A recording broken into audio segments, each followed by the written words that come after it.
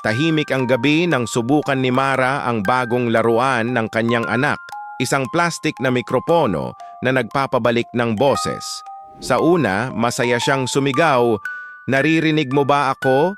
At tumawa nang bumalik ang kanyang boses, medyo mataas, parang tinig ng bata. Ngunit sa ikalimang ulit, napansin niyang may kakaiba. Sa halip na malinaw na balik, ang narinig niya ay isang garalgal na bulong. "Naririnig kita." Napahinto siya. Kinilabutan. Tiningnan niya ang paligid. Walang ibang tao.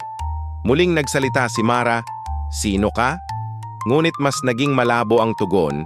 Tila ba ang sariling tinig niya ay nahahati, nagiging mahina at pabulong. Sa bawat ulit, lumalabo ang kanyang tinig at unti-unti, parang may hinihigop mula sa kanya ang mikropono. Naramdaman niyang parang lumalabo ang kanyang katawan, parang nagiging hangin.